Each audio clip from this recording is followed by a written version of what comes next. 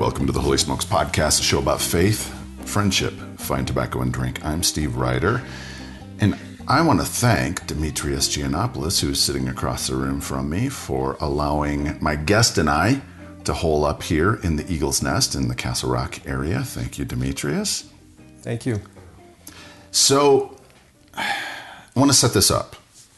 I have loved doing this show, getting to know so many people at a much deeper level, like Demetrius and Kay and Steve Greisen and Paul Felitis and every person that I've talked to. I know I'm not going to forget some names, so I'm not going to continue on. That has been exciting.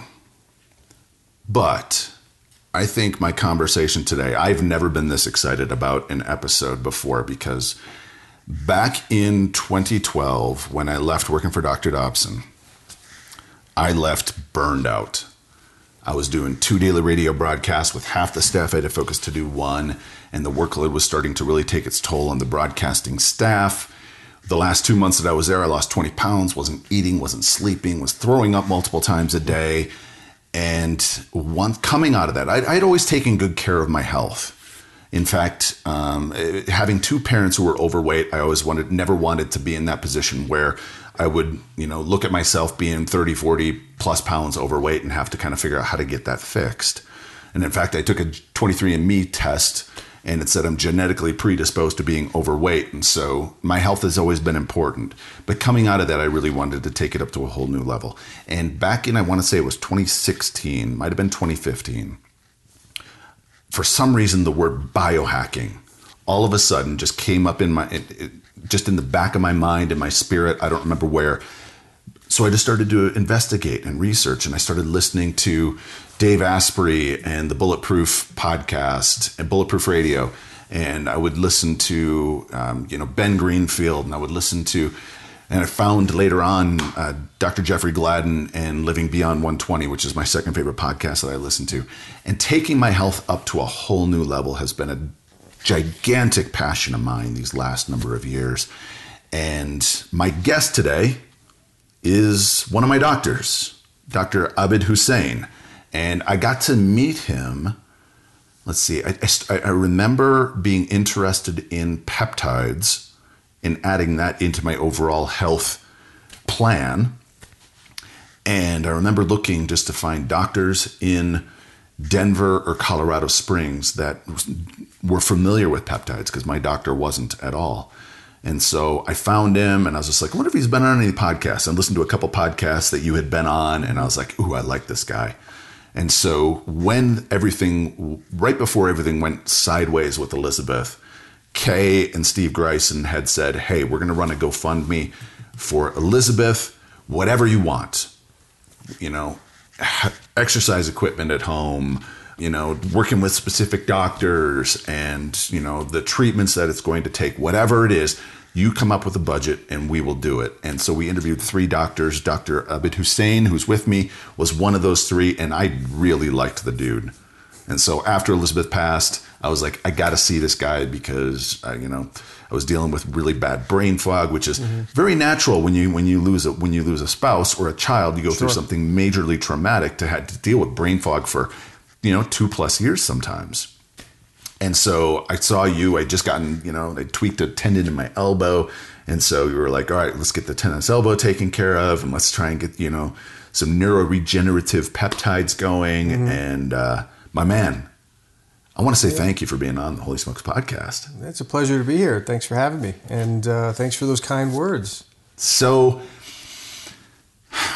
before we get into the health, and I threw this up into the group, I said, what things are you interested in me talking with you about? And there were a number of things like fatigue, combating fatigue, and cardiovascular health, which you were a cardiologist, now turned functional medicine doctor. And actually you work at a heart institute, the Boone Heart Institute in the Denver Tech Center area. But before we get to those, let's talk about you. Let's talk about your story. You grew up in Jersey. Yes. And how'd you get into medicine? It was almost assumed that I was going to get into medicine. My dad he told me growing up he wanted me to either be one of 3 things: an accountant, a lawyer, or a doc. And I resisted it for a long time. I actually wanted to be a comic book artist because I was obsessed with comic books. Really? Yeah. And, you know, the human form, the muscles, just everything about it. Yeah. A little bit more artistically inclined when I was young. I did a lot of drawing. But that changed when I took a gross anatomy class because it really piqued my interest in a way that... In college or high school? College. Yeah. Yeah. I mean, the dissections from science class were fun, but there's still some loss. It's lost in translation. You know, dissecting a frog is very different than the human anatomy. Exactly. But in college, there was a gross anatomy class, and that just sold it for me. Where'd you go to school? Rutgers University. Rutgers. Yeah. All right. It's good fun. It was, you know, big state college, easy to get lost in the shuffle. People were more a number than a student. But it still lended for a lot of opportunities. Yeah.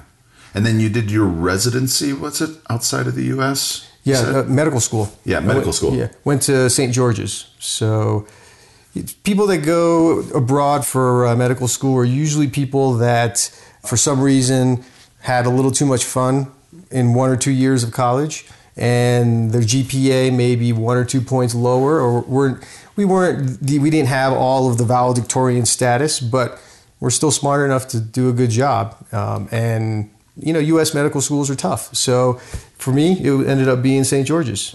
And then, going in, having to go abroad for that really kind of put a chip on my shoulder to make me want to have to work harder than anybody else. Ooh. And that's usually what happens with people. Really? Yeah, that go abroad. Everybody, it's a little bit more competitive. It's dog eat dog. We're all there with a chip on our shoulder because we had too much fun before, so we're going to take this seriously. Was that the case for you? You had a little too much fun? I think I was just distracted. I mean, I had some fun, but I didn't know how to study well. I didn't know how to really apply myself until I got to medical school. How did you get those skills? Just grunting through it, really. Because there's nobody that teaches us in medical school, but when there's textbooks of information, I had to figure out how I was going to get it into my head. So I just put in the long hours and really got myself to sit down and do the studying, as opposed to, you know, in college, there was a lot of distractions and more opportunities to play and to not do something than study hard. So it was a late lesson, but not too late. That chip on your shoulder and that idea of just busting your ass ended up burning you out later on. Mm-hmm. Let's talk about your career from school to burnout. And life. Yeah. So I finished medical school, 2 years in the Caribbean, and then 2 years of rotating through clinicals in different hospitals in the U.S. And then I went to work in SUNY Downstate, which is where I did my residency. Now that's up in Brooklyn, Kings County, one of the busiest hospitals. It's an inner city hospital, so we were doing all of the grunt work. Didn't have any real support facilities. So it was a great experience just because we did everything. We drew blood. We practically did the labs, you know, intense, and then, but also, you know, intense, demanding, and also very educational. So I did that. I did a year in Syracuse, and then went back to New Jersey for a fellowship at Newark, Beth Israel. And that was a fantastic education. How so? Because it was a small program, it was new, but we had just gotten a new director who was really interested in educating us the right way. He did a great job. So, really? So I walked out of there feeling very confident in my cardiovascular training and my skills. You know, after traveling around, New Jersey wasn't doing it for me anymore. Even though it's close to Manhattan, I just didn't want to be in the Northeast. So I wanted to go out west to California, but that's basically a closed system. Yeah, closed system. They recruit from the UC, from the University of California system. So the next best thing was to go to Vegas. And Vegas being a land of opportunity, and it was also one of the epicenters of cardiac disease in the U.S. Because they get it from both ends. You get tons of retirees, and then you get a lot of people that are genetically predisposed to it and have a bad lifestyle. So very busy. So why cardiology?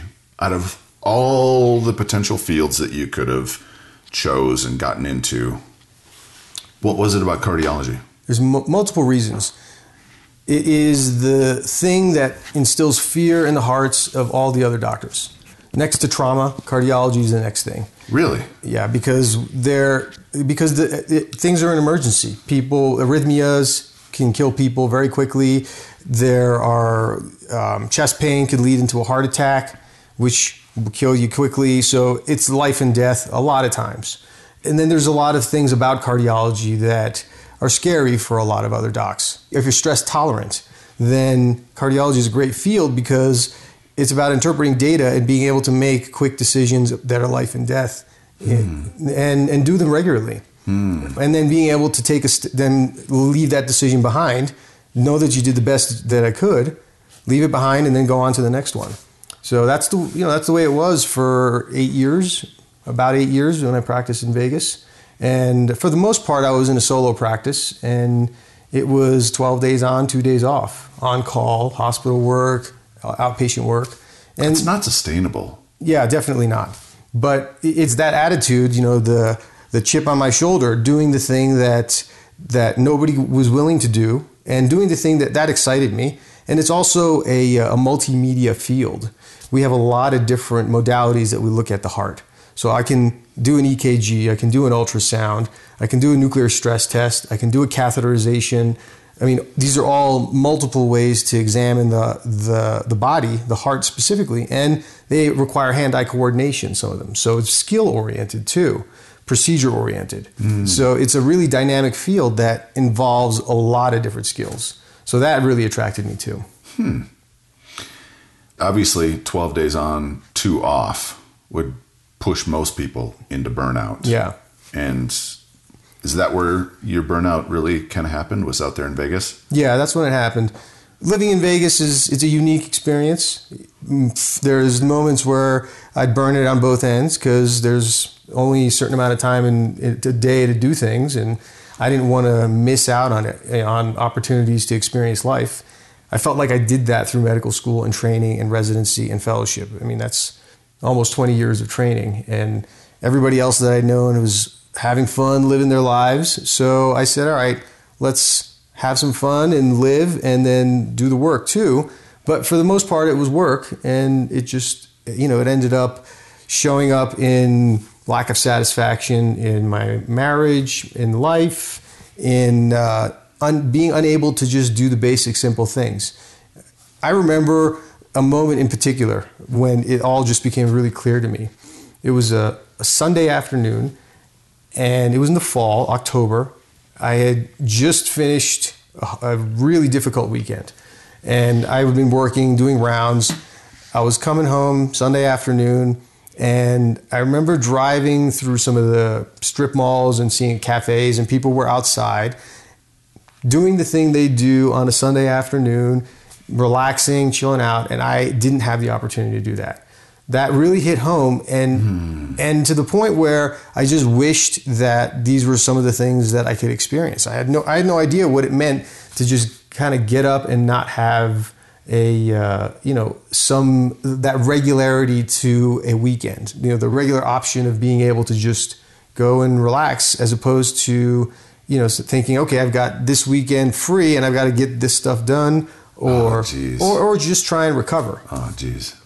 So there was that, and then I think the lack of sleep was the big thing, and then the stress.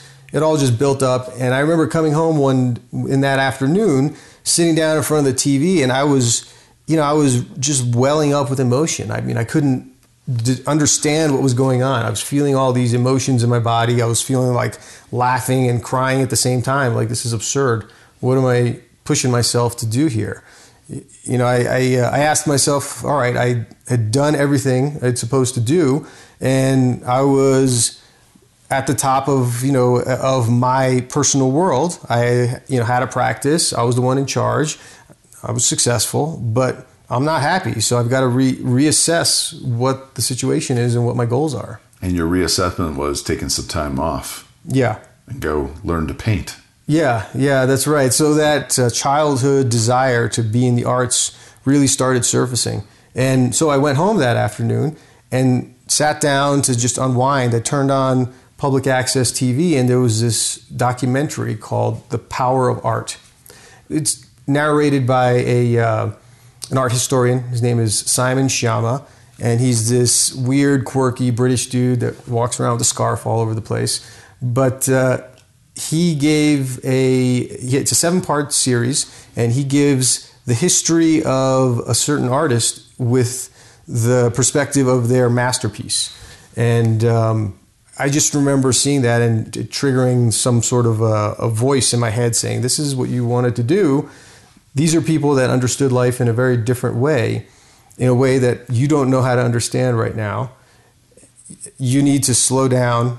I need to slow down and figure out how to appreciate life in a capacity that they were also. So it was a difficult process, and I think my wife at the time, she was confused about what was going on because I went from being an outdoor enthusiast to just spending my weekends studying art history and doing my own personal master's course in art history. So I spent maybe 2 years, a year and a half, just doing that and minimally going outside and being an outdoorsman, which I used to love doing. I was a climber for a while. Yeah. And that just kind of went away, or has that come back at all? It has. I've found balance through everything. Yeah. So nice. I go back and I'm an outdoorsman again, and I found my love in medicine through functional medicine, and with a balance of being able to do it without having that intensity of the hospital. Yeah. So we'll get to functional medicine and getting back into it. But you actually moved to Santa Fe to go learn painting. I did. But we're still doing medicine a little bit on the side because you needed to keep everything kosher and good with medical boards and all that, right? Yeah. Yeah, I was commuting back and forth from Santa Fe to New Jersey. So my brother is, this accomplished cardiologist. After speaking with him and telling him everything I'm going through, I don't want to practice anymore. I'm done with medicine. It's killing me. He said, all right, take whatever time you need to do, but don't lose your license and don't do anything stupid. And he said, whatever I need to do to help you in that process, let me know. I said, sure, you can give me a job. You can let me cover for you so you can take more time off, because as hard driving as I am, my brother is twice as much so. Really? Yeah. And did he ever hit that point of burnout or finding balance, or is he still discharging? He's fine. He's hitting the point now. Yeah. After 20 years of doing it, but so I said, I want you to be able to take some more time off, and I want to have a chance to be able to support myself. So how about if I cover for you, and you take some more vacations? This way, your practice is cared for with someone that you can trust. Mm-hmm. So he said, okay. I think I fooled him into it, and he was happy to do it. The first year, of course, he wanted to see how things would go, but that's basically what I did for 9 years.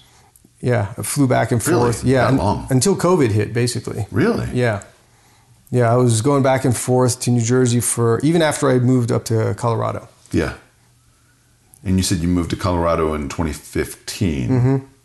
All right. So how did you get into functional medicine? What was it that drew you? And first, I guess, explain what functional medicine is, and then why you moved from Santa Fe. Yeah.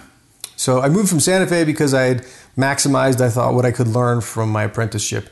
Studied with a painter named Tony Ryder, who he's classically trained and paints in a way that they did back in the Renaissance. Yeah. So, and I still go back to him and work with him when I have a chance. But at that time, I needed to take a step away, and I wanted to cut my commute in half. So traveling back and forth from Santa Fe was too long.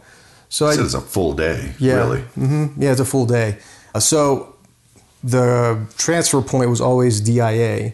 So I said, let's cut it in half, go to live somewhere in Denver because I had some friends here. It's a lot busier, a lot more booming and hip than Santa Fe was at the time and still is. So it's a lot more exciting, and that appealed to me. So I came over here. Yeah. And then continued to work with my brother in New Jersey. But it was a lot easier because now it was a half-day commute instead of a whole day. Functional medicine. Yeah. So I moved to Denver and was trying to figure out how I could still stay relevant in medicine and do it in a capacity that would now satisfy me. My preference at that time was to leave medicine completely, but I knew that it's in my blood. My dad's a doctor, my brother's a doctor, and it comes very naturally to me to practice medicine and to be of service. So I knew I couldn't stop. So I had to figure out what different capacity I could do it in. And, I was thinking about making a career change to become an artist, but, making a living as an artist is tough. There's, to break the ceiling and to be successful, it takes a lot more than just skill. And I wasn't going to be a starving artist. I had already been successful. I already knew how to make a living, and I didn't think it was necessary for me to be a starving artist. So I said, all right, I've got these skills. It would be stupid for me to not continue to use them. So figure out how to use it on my terms. And figure out a field, an area, I guess, exactly. that really kind of resonates with you. Mm-hmm. So functional medicine, the idea of functional medicine is it's kind of in the name. Modern medicine or conventional medicine looks at dysfunction. It looks at when things are not functioning properly. The idea of functional medicine is to look at the things to make them function properly, to make them function maximally as the gateway to health. The way in which I've heard it described is traditional Western medicine treats the symptoms, whereas functional medicine will treat the underlying root causes. Mm-hmm.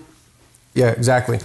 So, the root cause can sometimes still be a mystery, but we're looking at it in a very different way. We're not just looking at a specific symptom. We're looking at a pathway, a system. I'm looking at some other aspect of the body's systems to help support health and see what's going on in that area, as opposed to just looking at it as a symptom or a specific or a specific isolated organ. That's also the problem with modern medicine. It's minimalist. It breaks things down into separate organs without looking at things in a unified manner. Functional medicine, is what medicine should be, which is looking at all the pieces and trying to figure out what is happening, even though it may not be related to the specific organ that I specialized in. Given a specific example that you see consistently in your practice that the traditional cardiologist or general practitioner, whatever, is treating the symptom, whereas you guys will treat it different. You personally will treat it differently by approaching it from that functional. So, if we look at atherosclerosis, there are the conventional wisdom is to just look at your cholesterol. Well, what I'm going to look at is yes, your cholesterol, but I'm going to look at inflammatory markers because it's not the cholesterol that's really the problem. The cholesterol is the bystander. Where there's inflammation, cholesterol will follow. So the really prudent thing is to look at what's causing inflammation. So look at genetics. There are certain genetic factors that will predispose people to higher inflammation. We're going to look at to see if their metabolism is intact. And then that'll give us an idea to see where the inflammation is coming from. If their genetic markers are okay, then we got to take a step back and look at their lifestyle. See where it is that maybe they're not getting enough sleep. Maybe they're not getting the right diet. Maybe they're not exercising. It sounds really basic and really kind of elementary and obvious, but it's amazing how we still see people not doing that simple stuff the right way. Yeah. Because there's a lot of information out there and we all try and do it when we can. Sometimes it's not being done the right way either. I remember it was a big awakening for me, I guess, in listening to Dave Asprey and Ben Greenfield and Jeffrey Gladden on Living Beyond 120 and the experts that they would bring on talking about inflammation is the key. It's all about, it may not all be about inflammation, but inflammation is a gigantic key when it comes to not only cardiovascular health, but health in general. Is it really that important? Definitely it is. The concept now is aging, is inflammation. In fact, it's being called inflammaging. When we look at it, that's the source of most of the infirmity that we see right now. Most of the problems that we see, it's going to be whether it's diabetes, it's inflammation in the pancreas, cardiovascular disease, inflammation in the arteries of the heart, in the vascular system, dementia, inflammation in the brain, and each organ has its own separate response. They're similar on some level, but the tissues are different, so it reacts differently. So how does one then start to figure out where they are inflammation-wise? And then how do they, you said sleep, like diet, exercise, what else? Like what specifically with those things do people do in order to try and help? So when we look at, you want to start with getting the basic set of blood markers. So it'll look at the easily measured or readily measured inflammatory markers. That'll give us an idea of where you are in the spectrum of inflammation and how aggressive we need to be. And then from there, if we see that there's inflammatory markers indicating that, yes, you have activated plaque, you have cholesterol that is, quote unquote hot, then we have to start with pharmacologic agents. We got to start with, the ones that people hate most of all, statins, but there's other options besides that. And then we want to look at what's causing the inflammation, for sure, or what's causing the hot plaque to be really activated. We look at blood sugar. We look at, a lot of those other markers, hemoglobin A1C to see if it's consistently elevated, homocysteine, which gives us an indication of some of your methylation pathway, which is a detoxification pathway. If those are all normal, then we have to see, okay, are there metals involved? Is your environment okay? Are you eating too much carbohydrates? Are you eating too much sugar? Are you eating at the wrong times? So that's part of the initial evaluation. Understanding, okay, are you eating all the time and not giving your gut time for it to heal? We got to look at the gut. The gut is, integral to our health and integral to understanding inflammations. If we are eating a diet that's high in gluten, high in dairy, high in processed sugar, that's going to predispose your gut to having pathological bacteria or biome. That's going to cause inflammation. And then every time you eat, your gut's going to be more permeable, allowing inflammatory products to get into your bloodstream and then cause your body to have an overreactive response. That overreactive response is going to then turn cholesterol that might be innocuous into hot oxidized cholesterol. So that's just one of the processes. Sleep. If you're not getting enough sleep, you're going to ride a higher cortisol level. Higher cortisol levels are going to release more stress hormones. Higher stress hormones are going to lead to hypertension. It's going to lead to conversion of plaque to hot plaque. It's going to lead to inflammation of your pancreas, causing diabetes. It's going to lead to weight gain. So, because less sleep makes people hungry, makes them crave sugar. Your body is wanting the sugar because it's in a stress state, and it uses sugar as the immediate energy source when it's a stress state. So, these are just a few of the examples of what goes through my mind when I'm doing a history and physical, and they say, well, my sleep isn't that great. I'm not waking up rested, but I've dealt with this for 10 years. And it's okay. In my mind, well, that's not okay. We've got to dig into that to get you back to sleeping well and getting you able to reset. For me, when I first I'm holding up my Oura ring, O-U-R-A, for those of you listeners that haven't heard me talk about it on the podcast before. It's a sleep tracker made by a company called Oura. And I've personally found it to be very, I don't know, necessarily accurate in terms of the deep sleep numbers, but I have found significant correlations. I had a conversation with you, I think one of the first times that we met, I sent Elizabeth off to Idaho to go spend a week and a half, or about a week with her sister. I think it was a little over a week. And I was used to having her oxygen condenser on at night. And so I just flipped it on and I'm like, what the heck? I might as well just throw the cannula on and just see what happens. And my deep sleep numbers doubled and tripled the entire time she was gone. And I was like, okay, it's one of two things. Either the oxygen is helping, or I need to be sleeping in a bed by myself. And so as soon as she came back, sure enough, the next 2 nights were down. And so I was like, okay, I can test it with oxygen through one of her portable units. And so I went out to the garage, filled it up, and just had it next to the bed and put the cannula on. Sure enough, my deep sleep doubled and tripled. And so I threw it up in this Facebook group saying, hey, I found this breakthrough. I live at about 7,000 feet. And so I found this breakthrough.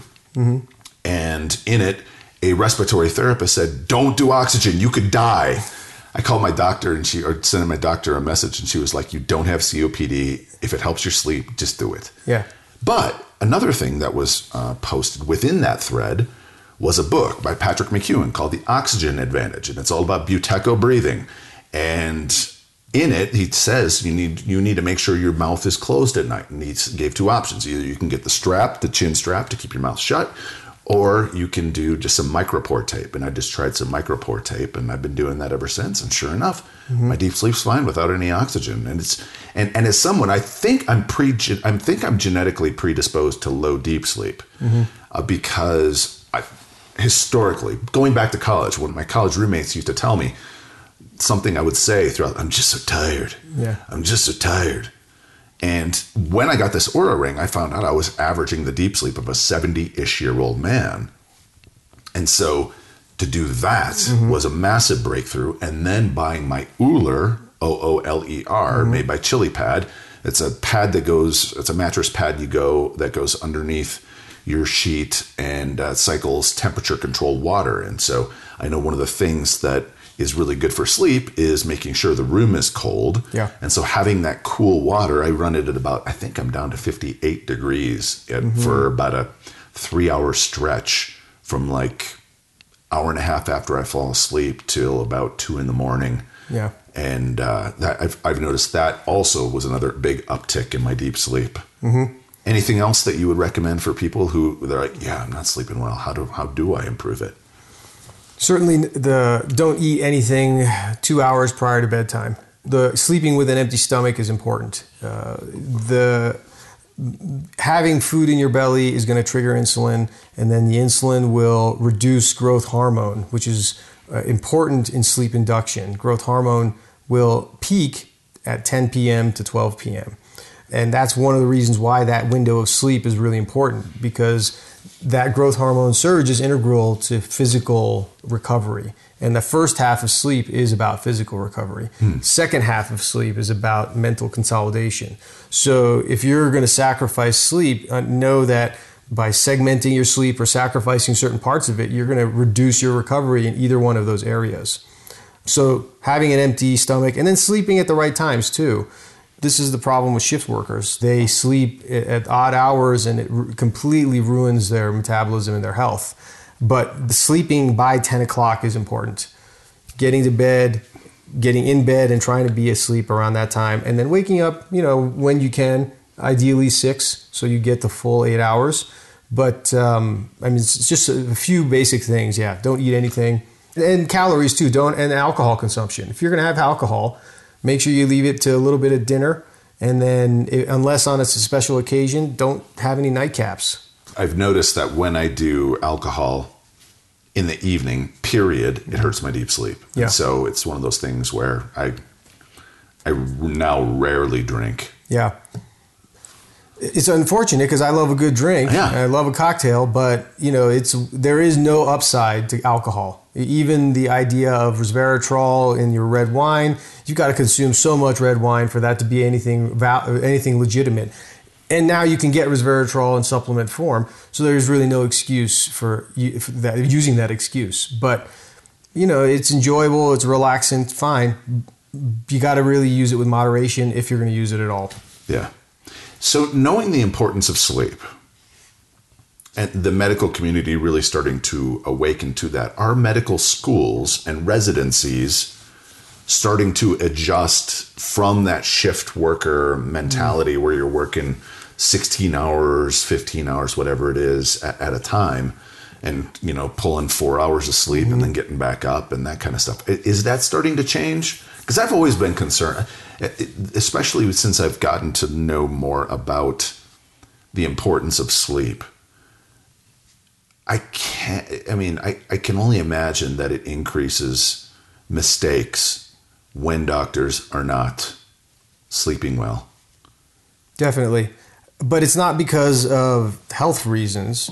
And I'd like to clarify that I'm so far removed from the medical school training that even though we have some students rotating through the office, I still don't, I don't have a good sense of what exactly the regulations are right now.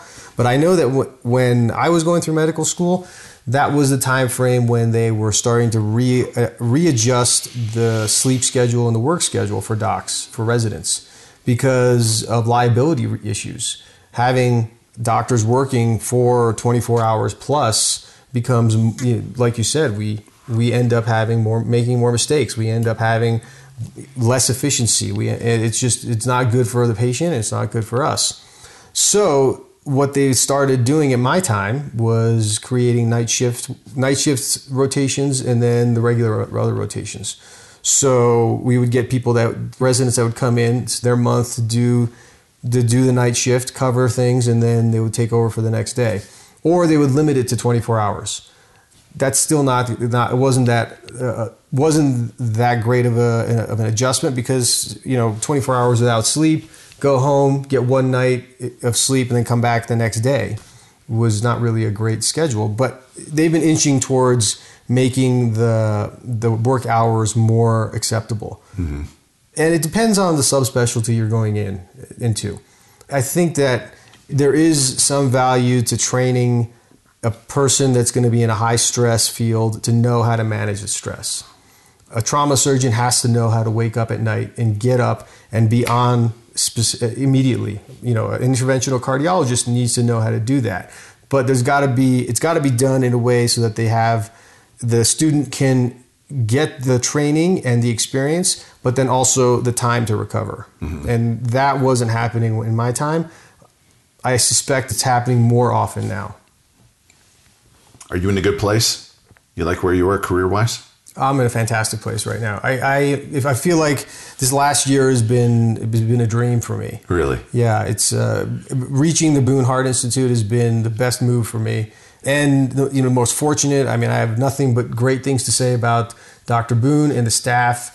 They do everything for me that I was having to do on my own. So they've taken all of that administrative work off my shoulders. So all I have to do is practice and study. Mm-hmm. and stay up to date on longevity, on research, on hormone medicine.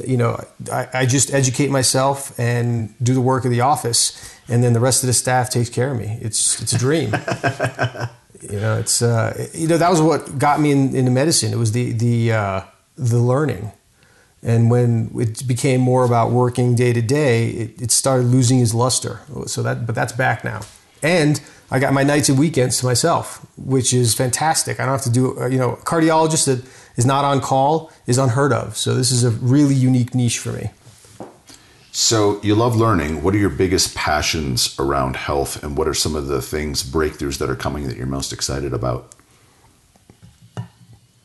Well, I love learning about peptides, which is what you mentioned before.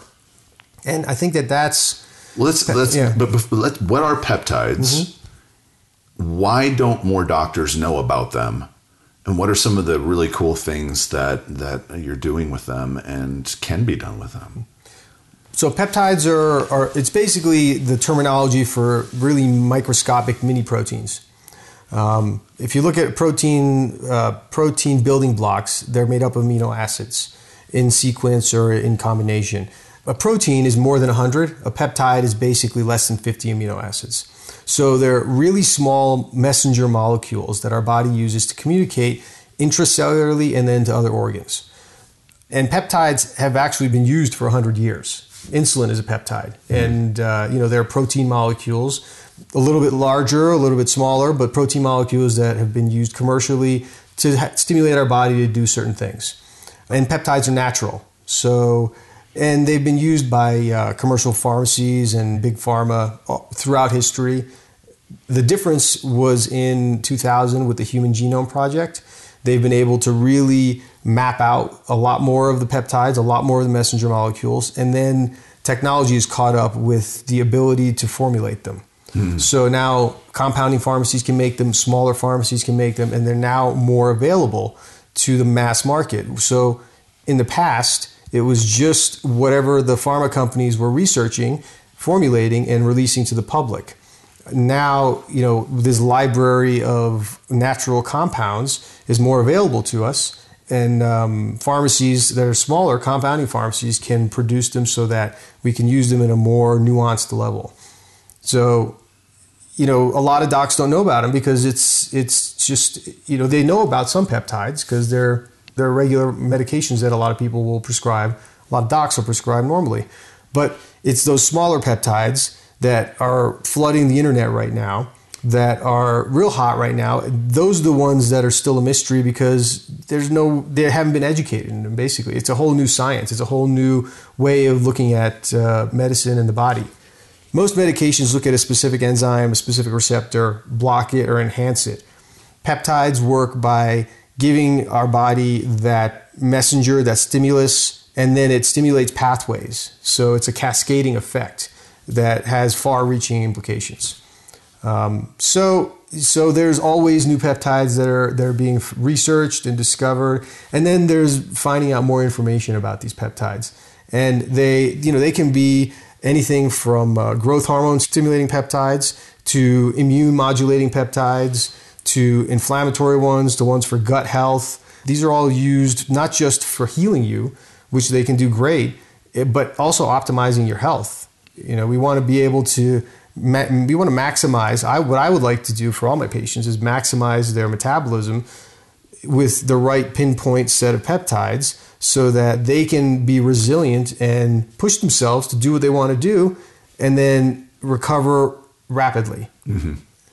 So, it's taken me years to be able to educate myself and work with the right group of peptide prescribers and educators.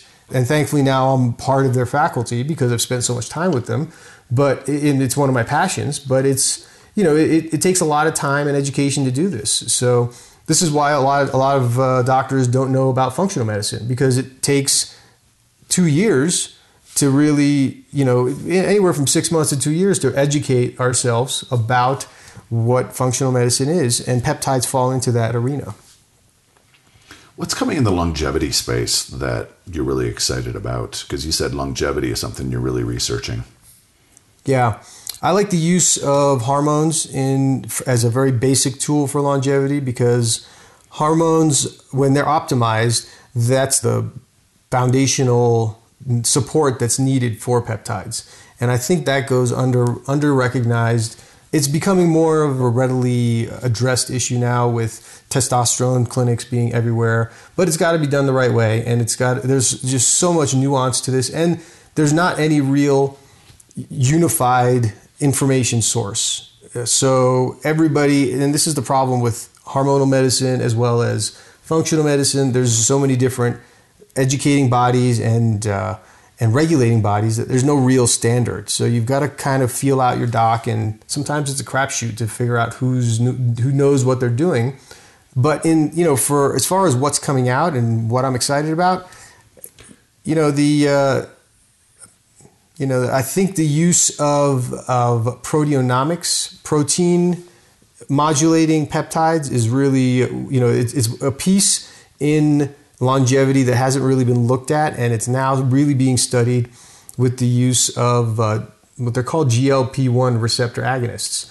And it's being marketed as a diabetic medication, but they're actually, they have far-reaching effects, and they affect our entire body in a positive way. Yeah, I remember in Dr. David Sinclair, he's a Harvard researcher, his book, Lifespan, Why We Age and Why We Don't Have to. It's one I've read, 4 or 5 times. I re-listened to it while I was on a backpacking trip over the summer up to Indian Peaks Wilderness. And one of his big things was metformin which is a diabetes drug, and as part of his anti-aging, anti-cancer regimen. Yeah. Depending on who you talk to, there's some doctors that will think it's legitimate and it's valid, and others that don't. I believe in the use of metformin. It helps our bodies in multiple different ways. It helps us from a cellular level, helps us produce more mitochondria. It helps us on an energy level. It helps our gut health by just the nature of the compound itself. Serves as a prebiotic, or something that feeds our gut biome the right way, and then supports its health. And then it also stimulates anti-inflammatory pathways. So I think there's some legitimate science to the use of metformin. GLP-1 receptor agonists, also, you've heard them marketed as Ozempic, Trulicity. These go hand in hand with metformin. They work in a different capacity, but in a similar pathway also. So I think that they're as powerful, if not more powerful, than probably metformin. Next appointment with you, I need to make sure I talk with you about that. Sure. So I threw it up in the Facebook group. I said, what sorts of topics would you want me to talk to Dr. Husain about? And I threw out some different things, and Mike Mears added to that list, why smoking cigars is the least of my health problems. So let's talk about cigars from your perspective as a doctor, because I shot you this email a couple weeks ago, and I said, hey, I have a feeling, because you're so health conscious, that it's probably a no, but do you happen to like an occasional cigar? And I threw in this FDA study, long-term stuff that said 2 cigars a day didn't increase cancer. And so you were like, I think I remember you saying, everything in moderation. I love an occasional cigar. And I was like, oh yes. I knew I really liked you. Yeah. So talk about cigars and, the pitfalls, where some problems could come. And do you see a social benefit for having this in your hand and slowing down and having a deep conversation with a friend, or just sitting on the back porch just for an hour and a half and just enjoying life? Well, of course. I mean, that there's no way that that's not going to be helpful. Sitting down, enjoying some time with friends. I mean, those are some of the things that we lack in a fast-paced American society. So whatever it takes to sit down and do it, I'm all for it, because having that social support network is important. When we look at the biology of smoking cigars, the frequency of smoking a cigar and in the average cigar smoker is far less than smoking a cigarette. Yeah. You don't get up, have a cigarette, and use it as your way to wake up. And it's not as readily available. Do you mean you don't wake up with a cigar? Yeah, basically. Okay. Yeah. You don't wake up with a cigar like you do with a cigarette. Yeah. And it's not as easily or readily available or used. And it's a lot more expensive. Yeah. So the quantity that you end up smoking is probably going to be far less. And then I think the way that you smoke a cigar is very different. It's not going to be all inhaled like a cigarette. And here's the other thing. It's not necessarily the tobacco, it's the preservatives in the tobacco that's the problem. So that also causes a lot of problems. When that's being burned and aerosolized, inhaling that causes a lot of inflammation and a lot of damage. If you're going to be smoking a cigar, it's generally going to be hand rolled, it's going to be non-toxic, it's going to be something natural.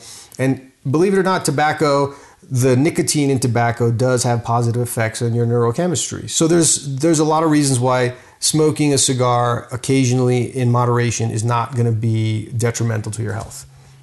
Does it, knowing the importance of inflammation, I'd love, and I doubt that maybe you would know, is there anything out there about what this does inflammation-wise?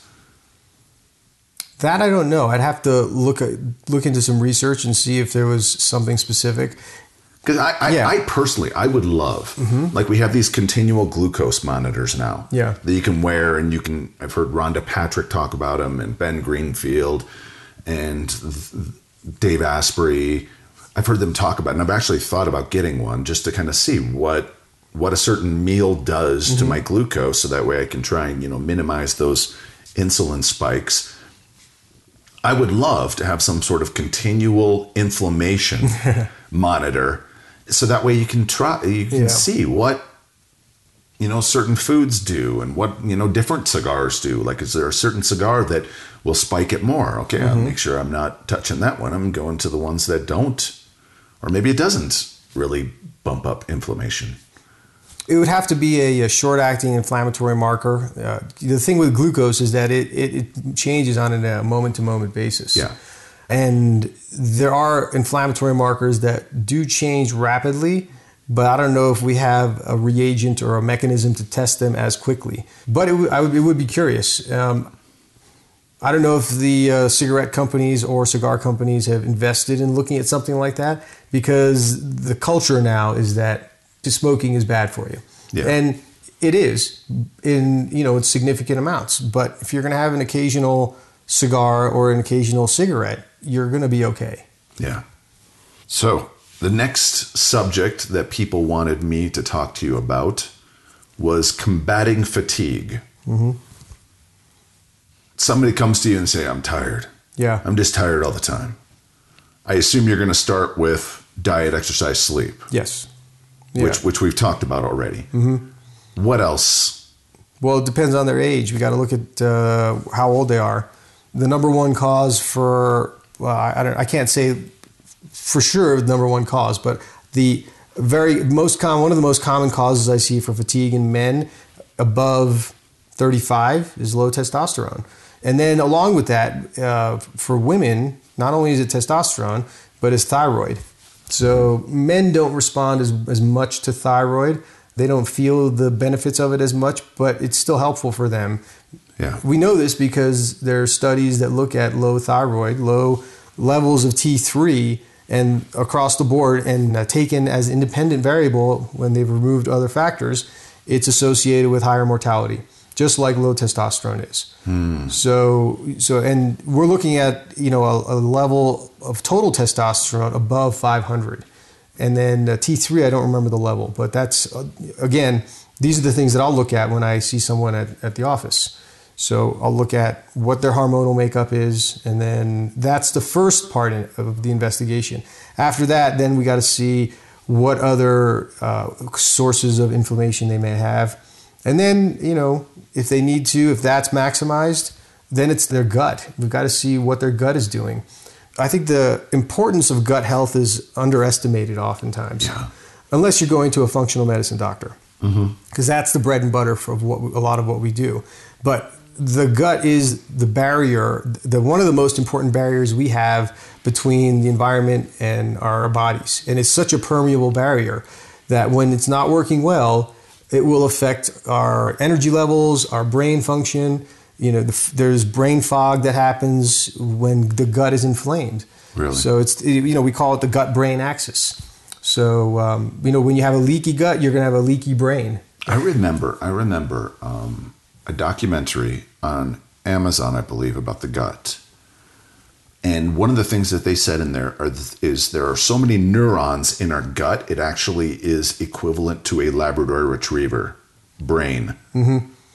Yeah, there's also the thinking that there is more DNA and genome in our gut biome than we have in our bodies. So who's really in charge here? When we between the various bacteria that are in there, viruses, phages. Yeah, there's also which a lot of them are beneficial. Yeah, we need them in order to live. Exactly. So if you think about it this way, when a lot of our cravings are determined by what's in our gut.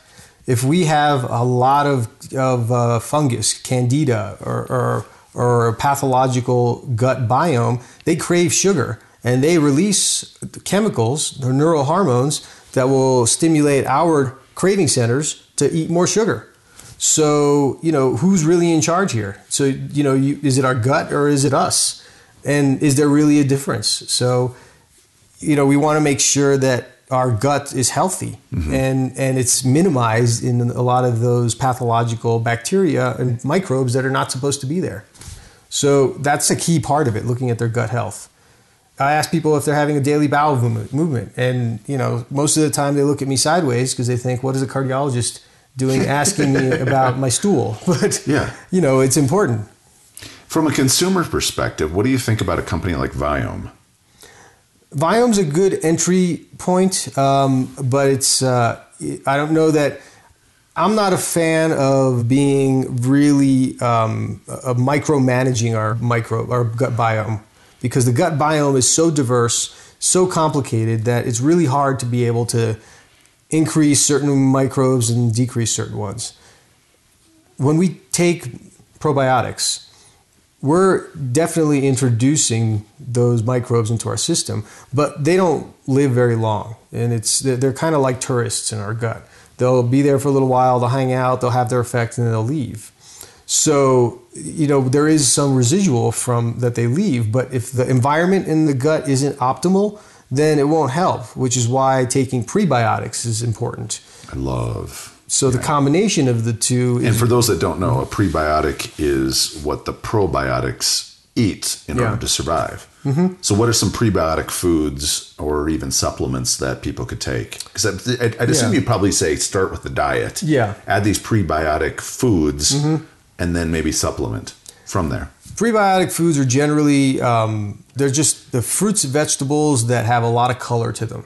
They have a lot of phytonutrients. They're stuff that feeds the gut as well as some of them isn't not even really digested. Like they're non-digestible fibers that really help our gut biome. As far as foods go, chia seeds are fantastic because they have both non-digestible fibers and then they also have a component that the microbes eat. Chocolate is a good one. But we look at blueberries, we look at avocados. Broccoli is a big prebiotic. So, there's tons of foods that are readily available that we should just eat a lot more of, and we don't get a lot of because it's not part of the bread-heavy sort of standard American diet. How dangerous is this? What has the standard American diet done to people, and what sort of a diet do you recommend generally to people? I assume you probably would say, for different people, a more, ketogenic diet will be good for, to go in and out of ketosis, but for other people, they probably wouldn't be good. Yeah. Ketosis is, it's good for a weight management tool. It's good for about 4 weeks, 3 to 4 weeks. But to stay in ketosis is not healthy. It doesn't, the prolonged ketosis will, cause gut biome derangement. It'll cause leaching of calcium and magnesium. It'll put a high acidic burden on our system, and then that has to be managed by those electrolytes. And then it also promotes a little more inflammation. So I've recommended it as a short tool, but not sustained. But the diet that I usually recommend, it's not really a specific one. It's an anti-inflammatory diet. And it stays away from the big 5 things as well as eats foods that are anti-inflammatory. So the big 5 is going to be, soy, gluten, dairy, processed sugar, corn. Those are what we find as fillers in most of the standard American diet. And the problem with the standard American diet is that it's high in carbohydrates, high in processed sugars. It doesn't have enough vegetables and fiber in it. So we need to be able to, have a daily bowel movement. We need to be able to have that fiber because not only does it help your gut, but it helps with detoxification. So when we look at how our body is able to survive on a regular basis, we have detoxification mechanisms that go through our liver. Bile is the way it gets excreted through our body, and bile goes through our stool. So if we don't have a regular bowel movement, that's going to sit in our gut and get reabsorbed. And that can be another source of fatigue. So back to the point of your cigar, if you're not having a healthy gut, then whatever toxins we may be getting from the cigar are going to sit in our system. So it's important to have the system cycling and be healthy so that we can enjoy something like this. We talked about cardiovascular health. The next thing that was up on that list was brain energy. The simplest thing you can do for brain energy is fast. So you can't do that for prolonged periods of time. The next best thing is to do intermittent fasting. Intermittent fasting being, stopping calories at a certain time at night before you go to bed and then not eating until a certain time the next day. So personally, I usually maintain a 16-8 schedule, meaning 16 hours of fasting, including my sleep, and then 8-hour window. I do that 4 days, 5 days a week, and then take 2 days off. What are the benefits of intermittent fasting, and what would you recommend for a traditional fast? And what about fast mimicking diets? So the benefits, it's a lot of what we've already discussed. It gives when we go back to the gut, it gives your gut a rest. Every time we eat, it increases the chances of inflammation occurring. and food passing into our bloodstream and going into, whatever organs and causing higher degrees of inflammation, especially if it's inflammatory prone food. So that's one benefit to it. Reduces the frequency of having those inflammatory exposures. It improves our body's ability to start burning fat. Depending on what you've eaten the night before and what your diet is when you're not fasting, if you train your body to burn fat and make that switch from burning carbohydrates to burning fat more frequently, your body will do it more often. And burning fat is our most efficient fuel mechanism. Really? Yeah. So the whole, no fat, low fat diets of the 80s and 90s, were they detrimental? Oh yeah, they were. Yeah, they hurt us more than anything else because we saw cardiovascular events rise with the low fat diet. But wait, if the fat is evil and red meat is bad for you, and well, it's red meat that's not organic, or red meat that has industrial, grain fed. Exactly. The fats are important; they're healthy, but we want to eat the right amounts and we want to eat the right quality of them. So intermittent fasting will, it'll help our bodies train our cells to burn fat more readily. And that usually happens after about 12 to 14 hours. If we've had a low-fat meal the night before, then we'll have less in our system stored up, and then we'll switch to burning fat the next day more quickly. The other thing it does is it helps brain health. You'll find a lot of people that intermittent fast regularly, they'll say that they get a lot more brain clarity, and then when they eat a light meal during the daytime so that they can maintain some of that clarity and less of the fatigue, and then they have a larger meal at dinner time. So, and then the other thing that intermittent fasting does is it improves what's called autophagy, which is our body's mechanism for recycling proteins that aren't really being used. So our cells will accumulate misfolded proteins or dysfunctional proteins, and they just kind of sit there and slow down our efficiency or slow down our works, so our cellular work. And so by intermittent fasting or a prolonged fast, we improve our body's ability to do that. A prolonged fast meaning anything above 24 hours. What's the sweet spot? 3-day fast? 1 week fast? It depends on what your goal is. If you want to maximize autophagy, then you want to go about 3 days. And that's not having calories. You could potentially do what you referred to as the fast mimicking diet, which keeps the caloric intake below a certain threshold so as to not shift your metabolism to start burning fat. And it's also not just the calories, it's the quality of the food. It's a little higher fat, so it maintains ketosis, but also gives you a little bit of satiety, satisfies you. Mm-hmm.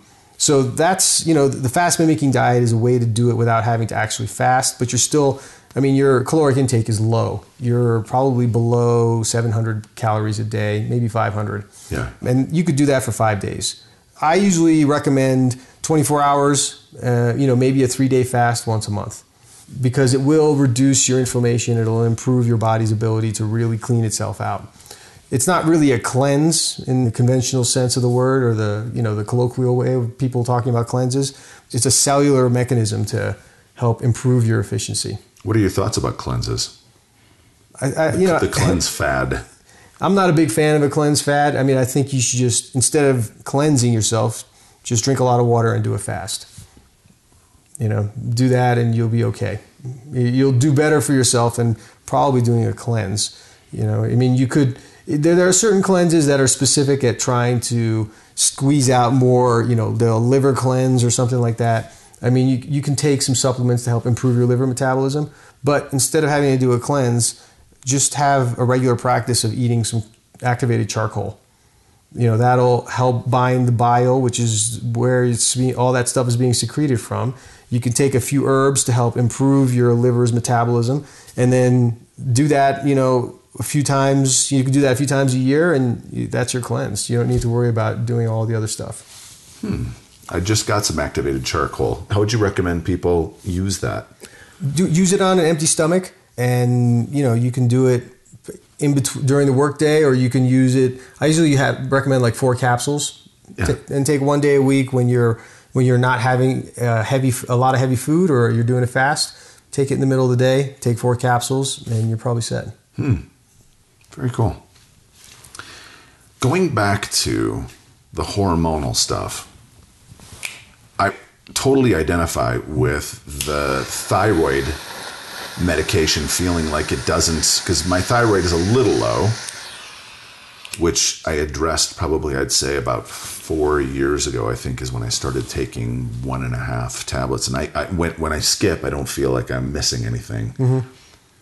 But the testosterone was a game changer for me. And even more of a game changer when I saw you, because I had been taking a cream that had been done at a local compounding pharmacy. And you were like, hey, what, I think I can save you some money by going to an injectable. So I inject every 4 days, and my God, the difference that I feel, it is like night and day. It is unbelievable. Have you seen that with guys that have moved from a cream to getting shots? It's I haven't seen that often. Well, actually, no, I take that back. Yes, I see that from when people come to me initially, because most of the time creams are underdosed. I've noticed that because there were times where I would get it from the compounding pharmacy that I saw here in Colorado Springs. And over the course of a month, I was like, is this thing doing anything? Yeah. And then all of a sudden, the next month, it feels like they mixed it right. And okay, now I'm starting to feel a little bit better. Yeah. But the injections, it's like consistent, more energy, better focus. You know, to be crass, I'm waking up with like I was when I was a teenager in the morning with a strong wood. That's a good sign. That's a good sign of being healthy, because when your libido is intact and you're getting an erection, then that means your body has the extra energy to devote to that kind of stuff. If it's not doing well, it's going to sequester that energy for other things, for immune function, for health, for general stuff, for general maintenance. For my patients, once they come to me and I get them on whatever formulation I'm usually using, they're going to be adequately dosed. Most people are afraid to dose testosterone topically at a high enough concentration. I mean, I end up using injectables. Well, I've used personally and for my patients, injectables, creams, and nasal sprays. Nasal spray is a new option. And really? That's daily. You just do some squirts intranasally in the morning and you're done. And that matches physiology the best, that and cream. Really? Yeah, because we have a daily peak in our testosterone from about 7 to 10 in the morning. And then after that, it starts to decline. So, my goal is to match our physiology the best and then optimize it. So a nasal spray is the most user-friendly way to do that. And then a cream that's high dosed, adequately enough dosed, that'll do that too. I suspect for you were getting underdosed, and then we switched to the injectables, and that got you the adequate dose, and that's why you felt that difference. Yeah. But, if you can use any one of those 3 options, as long as you're getting enough of it. Yeah. Last one that people wanted to talk about was losing weight. Well, back to intermittent fasting, one of the benefits is that it's a great weight management tool. If you're going to be eating in a 8-hour window or a 6-hour window, and you're going to be eating high fiber, high vegetables, proteins, and eating healthy, then that's a great way to start a basic weight management routine. That, and then, of course, you're going to have to do the right kind of exercise. Which is resistance exercise. Resistance combined with cardio. And I say cardio meaning some aerobic activity. If you're already an athlete, then I recommend high intensity interval training, no more than twice a week, balanced with the resistance exercises at least twice a week. So, doing extended slow cardio doesn't do you any good. I mean, it does you some good while you're doing the cardio, but there's no long-lasting residual benefits. Weight training provides better residual benefit on a metabolic level, and then high-intensity interval training does also. So, I like to assess what every patient is doing from an exercise standpoint, and if they're only doing aerobic activity, then I will really stress the importance of introducing resistance exercises. Are you familiar with the Carol bike? No. Okay. I heard it on Bulletproof Radio a while ago, and it really intrigued me. And it was one of the things I was looking at for Elizabeth, because she hated exercise. And what they claim, and they have the science on their website to back it up, is that they use 10 minutes of HIIT training on this bike to get the equivalent of a standard 45-minute jog in terms of VO2 max increase. Yeah. And I ended up buying it after Elizabeth died, and I freaking love it. So it's basically a 2-minute warm-up with 20 seconds of balls to the wall. You're sprinting like you're running from a tiger. Yeah. 3 minutes of just nice, slow, easy pace. Another 20 seconds of balls to the wall. You're going all out. And then 3-minute cool down. And just over 9 minutes. Yeah. And you're actually almost 9 minutes, less than 9 minutes. And you get the equivalent of a 45-minute jog. And I freaking love it. Yeah, there's studies to prove that high intensity interval training will provide the same caloric benefits and better long-term benefits than extended slow aerobic activity. So, it's nice. And when you say slow aerobic activity, what do you mean by that? Just a nice jog or a walk? Yeah, a jog, okay. or a leisurely bike ride. So, doing some, and that's relative to the person.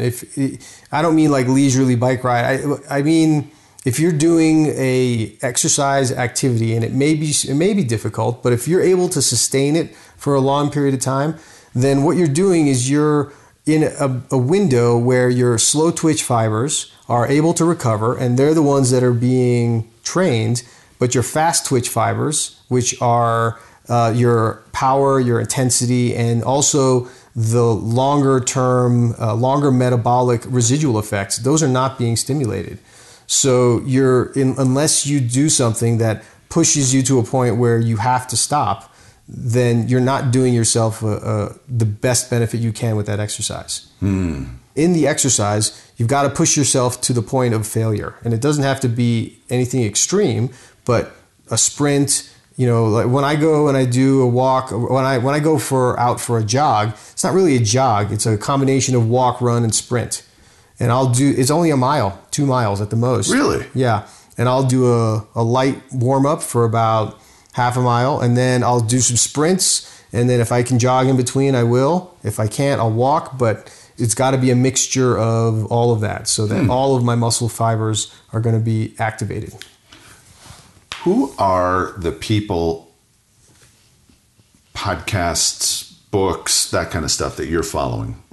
I'm a avid follower of Dr. Seeds, and he's the guy that he runs the institute that I'm a part of. He's the guru of cellular medicine and peptides. And so, how do you spell that name? Seeds. Seeds. Yeah, he's a orthopedic surgeon out of Ohio, but he's central to a lot of peptides becoming mainstream, because he was behind a lot of the initial education, and then he still continues to do it now. But as far as podcasts go, I like the Living to 120. That's fantastic. And I'll listen to Joe Rogan. It's 3 hours, but I can't get through that because it just takes a lot of time.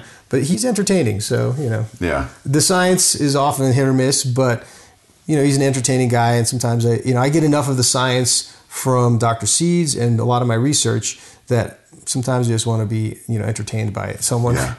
Nice. Very cool. All right, Dr. Abid Husain, let's get to rapid fire questions. Hey everyone, before we get to Dr. Husain's rapid fire questions, I wanted to mention, if you resonate with Dr. Husain and I are talking about and are interested in talking with him further, you can go to his website, interlinkedmd.com. That's interlinkedmd.com.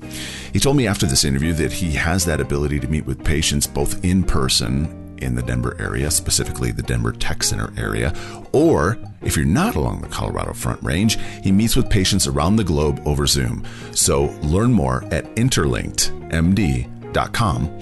And while you're there to cite, he also has blog articles, links to other podcast interviews, and much more. interlinkedmd.com. Also, I wanted to mention that we have a health and biohacking section in the Holy Smokes group at our website. We set up this Holy Smokes group through the Mighty Networks platform, and I'm excited about what this can offer to us as a community. It's so much more versatile than what Facebook currently allows.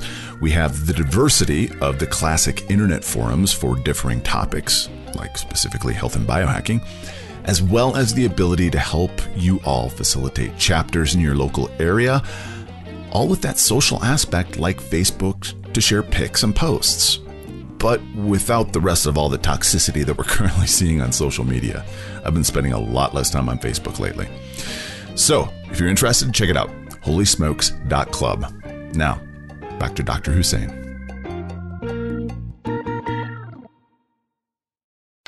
Rapid fire. Fire. Here. All right, so at the beginning of the episode, I normally say, what you smoking? Mm-hmm. I gave you an Oliva Series V. Yeah. Delicious. What are your thoughts? Smooth. I'm not usually one that can tolerate, smoking a cigar all the way through, but this one is smooth enough and balanced enough that I can do that. I'm really enjoying this one. Nice. Very cool. What did you first try cigars? Because you told me back in, what was it, your residency? Yeah.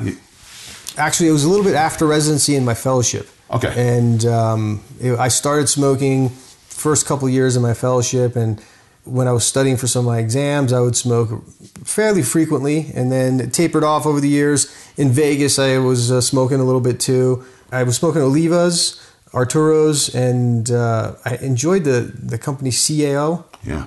So that was historically what I've used. You ever do pipe? A little bit, yeah, occasionally. Yeah. Yeah, because I like that because it's less of an investment. It's just a few smokes and then I can put it down if I want to. Yeah. Where's your go-to place when you get smokes? You said you'll go to a shop and get a little bundle and then they dry out because you don't have any place to put them. You didn't. Now I gave you one of my old humidors. That's right, and I appreciate that. Thank you very much. Let's see, I was going to Cigars on 6th for a little while. That's on the way home, but I don't have a specific cigar dealer, so to speak. Yeah. What's your favorite liquid pairing with your smoke? It's going to be whiskey or bourbon. I mean, it's going to be straight whiskey, bourbon usually. Any specific brands that you favor? Right now, I like Penelope, and I've always enjoyed High West and Eagle Rare, so those are good. Best memory with a cigar in your hand? I remember smoking cigars on my back porch when I was studying for some of my exams, and it was the best way for me to just relax after racking my brains all day and working. So those were some of the most enjoyable moments with it.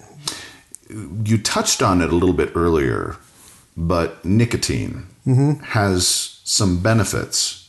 Yeah. You said. Mm-hmm. Yeah, there are some benefits to nicotine activating the right neurotransmitters for the brain to become activated and become more alert, more receptive to learning and rapid firing. I remember, I think it's Dave Asprey who's said this a number of times on his show, but some of the greatest literature in American history has been nicotine fueled. Yeah. Mm-hmm. So, Marvel or DC? You Marvel. said you're a superhero guy. Yeah, definitely Marvel. Yeah, that was even before the movies? Before the movies, for sure. Who's your favorite superhero? It was, my favorite one was Wolverine. Okay. And then my other favorite one was the non-superhero, the Punisher. He was, his emblem has been usurped by a couple of different groups now, which is cool. But he was one of my original favorites. And then Wolverine. There's something about that sense of justice that those guys had. I occasionally get these social media ads from this company who sells BPC 157, which is a peptide, body protecting compound 157. And their subtitle on there is, or the little catchphrase, heal like Wolverine. Yeah. Yeah, the idea is that he could heal from anything. So, and that's part of what longevity medicine and health optimization is about. It's letting your system heal the way it's supposed to. And then when you're going through crisis, give it the compounds to help heal faster. And these things do that. Star Wars or Star Trek? More Star Wars. Okay. Yeah, but I do like both. Favorite food? Favorite food? Sushi and pizza. I remember hearing, I don't remember, I've heard it from a couple places, that when you cook white rice to cool it and resistant starches, those prebiotics, is that one of the things that makes sushi so just, I remember the first time I tried it back in 2002, I believe. Elizabeth and I flew to Hawaii to go visit her grandpa who lived a block and a half off Waikiki Beach in this condo. And on that trip, he was like, I'm buying the food, but you have to eat what I put in front of you. And that was one of the things that we had tried. And both of us were kind of like, this is okay. And then afterwards, we felt amazing. And I assume it's probably a combination of the fish oils and also, those fish oils are amazing brain food. Yeah. And have benefits beyond that. But then also maybe those resistant starches from the cooled white rice. I would think so. I do like to, when I have sushi, I try and minimize as some of the rice. So I'll have like a combination of sashimi. And sushi. But yeah, that's an interesting fact about rice and especially the sticky rice, when you cool it down, that's when those resistant starches are more readily available and used by your gut. Dogs, cats, neither, or both? Dog. This year, my first pet is a dog, and I got her this year. So what kind of dog? She's a mix of a pit bull and boxer. Oh. Yeah, so I never had pets growing up and never understood the connection with the dog. And my fiance has had pets her whole life and finally convinced me that it's something that I'd benefit from, and she wanted for sure. Yeah. So we got her, and she's been wonderful. She's a total sweetheart. Are you into sports? I like playing sports. I don't watch sports that much. But do you have some teams that are your teams? The Giants, and then I'm always a home team. Huh? How old are you? I am 49. Okay, so 2 years older than me. So you remember Giants with LT. Oh yeah. Mark Bavaro. Oh, Carl Banks. That's where I grew up. Oh yeah. That's how I. That was a special. Those were special teams. They were. Yeah, you could argue that those were some of the best teams of all time, along up there with the Bears, the McMahon and Ditka years. Yeah. But that's what I grew up watching, and they still have a special place in my heart. These days, the Giants are pretty mediocre. Yeah. Yeah. But I still root for them when I can. Since coming to Denver, I'm definitely a Broncos fan too. Nickname growing up or in college? I don't know if I had a nickname growing up. These days, my buddy and my fiance call me Abid. Abid? Yeah, I don't know why, but they like it, so I'll go with it. Are you a reader? I do. I like to read, but because of time, I end up I listen to a lot of books. So I'm a voracious listener, and then when I can get the time, definitely. The last book that I read is called Burn, and it's a new book. It's a book about the evolution and current science about our metabolism. Really good book. Really? Yeah. I'm going to have to add that to my 2022 list. Yeah, I think it's worth it. Favorite 1 to 3 books? Let's see. Well, Dune is up there. I've read the whole 6-book series by Frank Herbert, and that's one of my favorite books. Really? Series. Because each book is an examination, almost a dissertation about human nature and about a human process. The first book is like a self-help book. If you look at the mantras that he says and the hero's journey that Paul Atreides goes through, it's all written there. It's all aphorisms to help to use for life. What do you think about the 2 movies that have been made? I think the old movies, the original one from the 80s, okay. The sci-fi series came out, with Sci-Fi Channel Network came out with the Dune series and then the Children of Dune, and that was pretty good. I love the new one that came out. It's visually stunning. Oh yeah. It's a really well done. Yeah, the whole different quality to science fiction and space travel, and it's masterfully done. Yeah. Any other books? Let's see, what else did I read? As a companion to Burn is an older book called Body by Science. And that talks about high intensity training, but in a resistance training format. And I've found that to be really enlightening. Really? Yeah, and it's shifted my resistance training also. How so? I used to do 5x5 workouts, which were 5 reps, 5 sets. And I would do all the big compound movements with that. That was keeping me healthy, satisfied, and I thought, and it worked for me, but I was reaching a plateau. This is a whole new system that talks about doing 1 set, slow reps, and less about reps, but more time under tension. So doing less weight and then doing 60 to 90 seconds time under tension. And those last 10 seconds have to be to failure. So basically you can't hold it up anymore. Wow. So it feels different on my muscles. I feel like I'm getting a deeper workout. Really? Yeah, and it's much more time efficient. So you only do 1 set of benches. Yeah. And then you do 1 set of pull downs and 1 set of curls and 1 set of tricep extensions.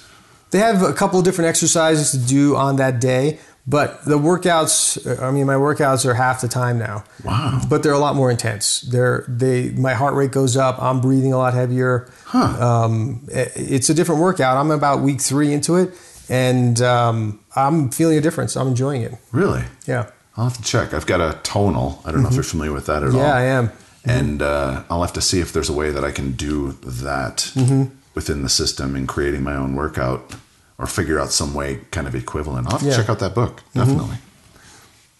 You like documentaries? I love documentaries. Favorite 1 to 3? Well, right now I'm looking at the Ken Burns documentary on Muhammad Ali. I've seen the first one. That's great. There is a documentary on Netflix called Everything and Nothing, I think. And that one is about physics and quantum science. Really cool. Nice. And then, and then The Power of Art by Simon Shyama. That's a 7-part series. Still love that. Do you know where that is? Where one can, if one can find it? It might be on PBS. Okay. Yeah, the PBS website should have it. I'll have to check that one out.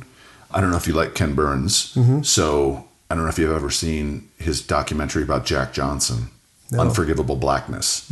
Jack Johnson was the first black heavyweight champion in the 20s, I believe. And fascinating. I think it was a 2-part. And it's just a fascinating human and a character and his flaws and how he combated, what he dealt with being the first black heavyweight champion in the 20s. And, how that shaped him. And wow. Yeah. Cool. That's definitely what I'll look into. Yeah. Another book that has been profoundly effective for me, which I read last year, though, was Caste. And it's CASTE. And it's a challenging book because it talks about race relations and the history of the United States in a way that, we often don't realize and maybe don't want to accept. So, if you may not agree with it, but it's definitely worth a read for sure. Yeah.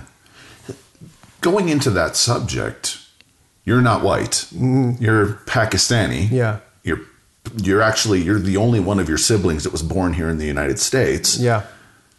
What did you deal with growing up? There were races. What did your dad deal with coming over as an immigrant?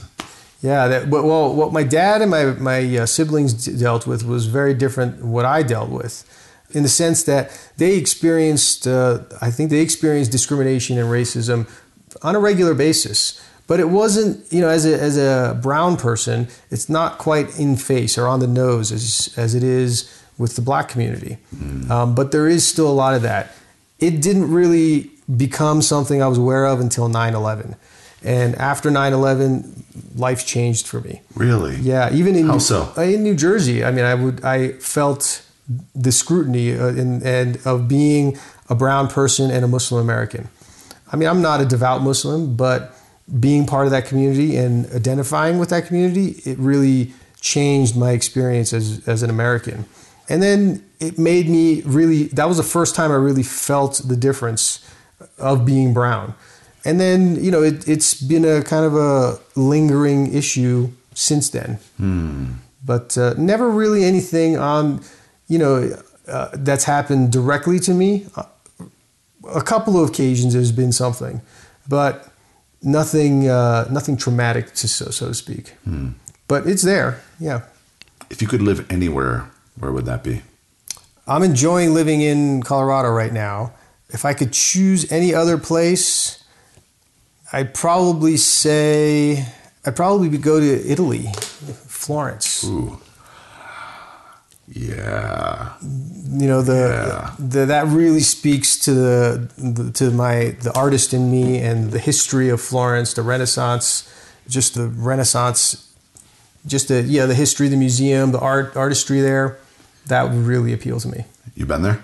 Have not. That's on the list. Oh, dude. Oh, it's amazing. It is amazing. I also have a deep appreciation for Renaissance art. In fact, I almost went to art school coming out of college or coming out of high school. My art teacher was like telling my mom, you need to get him into art school. And I looked into it, but I mean, in 91, 92, when I graduated high school in 92, I really didn't see a career in graphic design. I knew you could, but I didn't have anyone around me that was really showing me, no, you can do this. And so instead I ended up getting into radio, which is kind of an art for the ears, if you will.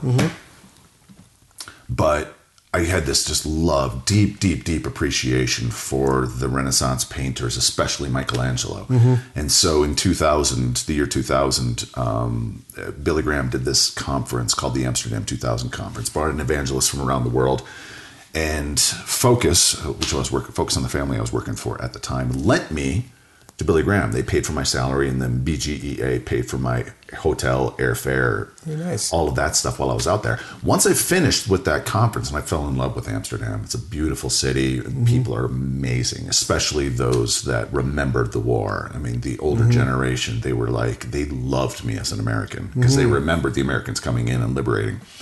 But I took a train down to Italy, spent one night in Milan, spent, I think, 3 nights in Florence, and then 4 nights in Rome. And I wish I had flip-flopped it. I wish I'd only spent 2 or 3 nights in Rome and then all that more time in Florence, because I fell in, as I was driving through, I was like the hills of Tuscany. I'd love to just spend a summer out there and spend some extended time. But everything, all the art that I saw while I was out there was just incredible. I mean, I sat in front of Michelangelo's David and just sat there and just looked at it and walked around and just soaked and just like, he did this.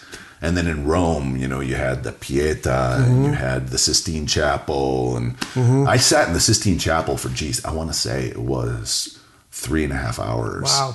I mean, I sat 90 minutes under, I took the bench just right on the side so I'd look straight up and I'd see God touching Adam and just soaking that all in and just, it was magical. It was absolutely beautiful. It's profound. Yeah. I highly recommend going out there. Florence. And there's a couple places in Florence that the guidebook that I had gotten in 2000 had said, this is universally renowned as the best gelato in all of the world. Wow. And it was heavenly. What's your greatest strength and what's your greatest weakness? My greatest strength is my ability to focus and get job done regardless of what it is. I think that was something I found out about myself in med school and certainly in work. And then, my greatest weakness is, my sensitivity to things. I tend to take things personally. I don't know, it's been a detriment to me when it comes to relationships or interactions with people, and I'm learning how to modulate that. Who's the first person you think of when you hear the word successful? Well, my brother.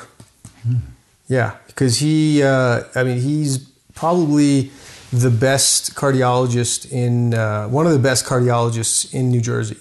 And if you look at that, he does the most complicated cases and has saved so many lives. It's uncalculable, the effect he's had on this world.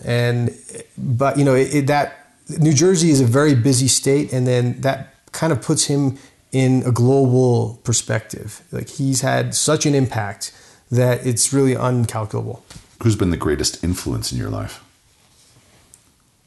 I think Dr. Seeds, because he's come to me at a point in my life and given me opportunities to express myself and show myself in a way and in a platform that I didn't have before, and has really been something that is evolving and really, really appreciated. What do you do for self-care, to rest, to recharge? I sleep and I paint. I still paint. I do a lot of still lives these days because it's a more meditative experience. What's a still life? Still life is setting up some inanimate object, something that doesn't move, hence being still, and being able to sit and stare at that and really kind of sink into a meditative space, observing it and then painting it. How do you want to be remembered? I'd like to be remembered as somebody that tried to express himself or expressed himself in genuinely and also vulnerably and fearlessly. Last two questions. If you could have a holy smoke with any three people throughout history, living or deceased, who would they be? It would be Muhammad Ali. Why? Why? Because he's incredibly entertaining, but he's also he was an activist. He was, he was a revolutionary in the way he dealt with race relations and sports.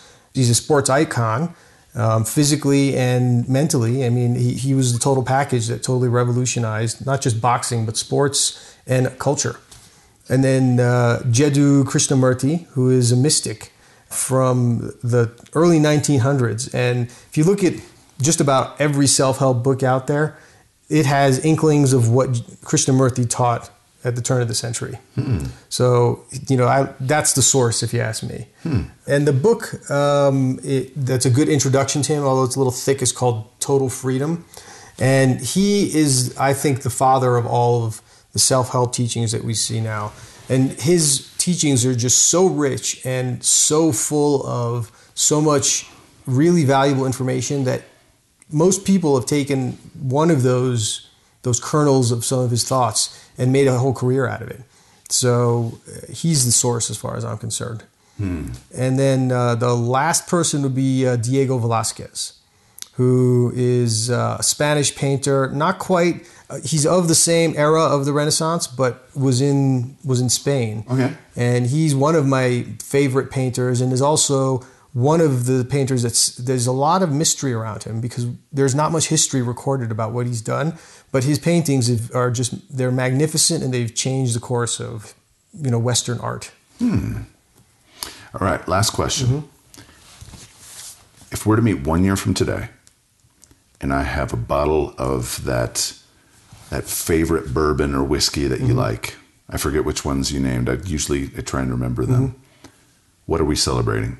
Well, we'll celebrate my second marriage. I'm going to be marrying Denise Dambrakis, who is a lovely, lovely artist and partner for me, and she's an amazing artist. So that's going to be in July.